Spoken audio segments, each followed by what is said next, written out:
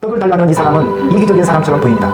자기가 당장 급한 것을 얻기 위해서 옆집 친구와 그 가족의 잠을 깨우면서까지 떡을 얻으려 하는 자기중심적인 인간, 이기적인 인간처럼 보입니다. 그래서 예수님이 간청함을 인하여 그 요구대로 주리라 했을 때 간청이라는 말의 뜻은 뻔뻔함, 고집입니다. 오늘 예수님은 우리에게 세 가지 중요한 응답받는 기도에 대해서 말씀하십니다. 첫째로 끈질기게 기도하는, 간청하는 기도가 응답받는 기도입니다. 오늘 말씀 5절부터 8절까지 내용은 이렇습니다. 어떤 사람에게 예상치 못한 일이 생겼습니다. 친구가 여행을 하다가 밤에 자신의 집에 찾아왔습니다. 예수님 당시 이스라엘 사람은 집에 찾아오는 손님을 환대해야 하는 문화가 있었습니다. 문제는 집에 친구에게 줄 음식이 아무것도 없었습니다. 그래서 어떻게 합니까? 옆집에 사는 친구 집 문을 두드립니다. 그런데 옆집 친구는 귀찮다며 친구의 요청을 거절했습니다.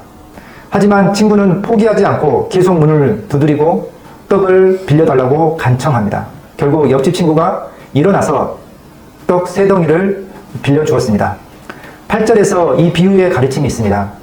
내가 너희에게 말하노니 비록 벗됨으로 인하여서는 일어나서 주지 아니할지라도 그 간청함을 인하여 일어나 그 요구대로 주리라.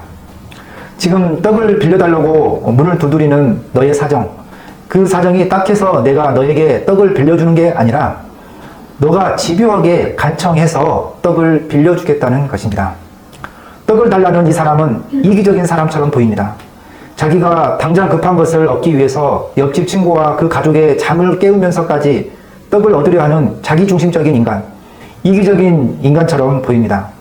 그래서 예수님이 간청함을 인하여 그 요구대로 주리라 했을 때 간청이라는 말의 뜻은 뻔뻔함, 고집입니다. 정말 뻔뻔할 만큼 부탁을 하는 것입니다. 예수님이 이 비유를 통해서 말씀하시는 것은 우리가 기도할 때 하나님 앞에서 간절하게 간청하는 기도를 드려야 한다는 말씀입니다. 떡을 달라고 간절히 요청을 하니까 친구도 어쩔 수 없이 떡을 주는데 하물며 하나님 아버지가 어찌 주시지 않겠느냐입니다. 우리가 기도로 요청했던 것이 지체가 되고 거절당한 것 같아도 계속해서 끈질기게 간청하는 기도를 드리라고 예수님이 이 비유를 통해 말씀하신 것입니다. 하나님은 우리에게 기다리게 하실 때는 이유가 없는 것이 아닙니다. 하지만 응답이 지체되는 이유와 뜻을 고려하지 않고 하나님의 응답을 더는 기다리지 못하겠다고 하면서 이제부터 자기 방식대로 그 문제를 해결하려고 합니다. 비유에 나오는 주인공이 옆집 친구의 문을 밤중에 두드린 것은 그에게 2가지 분명한 확신이 있었기 때문입니다.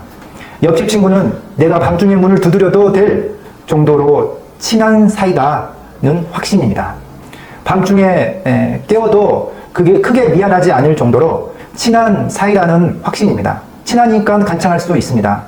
우리도 그렇습니다. 하나님과 우리 사이가 친하다고 생각하면 할수록 아무 때나 기도하고 어떤 문제라도 기도할 수 있습니다. 주일에 교회 와서 한번 기도할 수 있지만 친하면 매일 아무 때나 어디서든 기도할 수 있습니다. 또한 이 사람이 옆집 친구의 문을 밤중에 두드린 것은 친구의 집에 떡이 있다는 확신을 가지고 있었기 때문입니다. 떡이 있다는 것을 몰랐다면 아무리 친해도 굳이 찾아갈 필요가 없습니다. 찾아가도 허사이기 때문입니다. 하지만 떡이 있다는 것을 이미 알고 있었기 때문에 찾아간 것입니다. 마찬가지로 우리도 하나님께 기도로 찾아가는 것은 하나님의 집에는 내가 필요한 떡이 있다는 확신 때문입니다. 탕자가 돼지치고 돼지가 먹는 쥐염열매를 먹으려 할 때 탕자의 머릿속에 떠오르는 생각은 내 아버지의 집이었습니다. 내 아버지에게는 양식이 풍족한 품꾼이 얼마나 많은가 하며 돌아갔습니다. 하나님이 아무리 자비의 하나님이고 우리의 기도를 들어주실 준비가 되어 있더라도 하나님에게 떡이 없으면 우리에게 무엇을 주실 수 있겠습니까?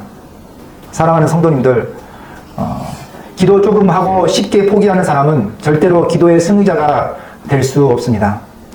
조금 기도해 놓고 응답이 없자 하나님은 내 기도를 들어주시지 않는다고 단정한다면 기도의 축복에서 얻을 게 없습니다. 끈질긴 기도, 간청하는 기도를 들으시기 바랍니다. 우리 주변을 생각해 봅시다.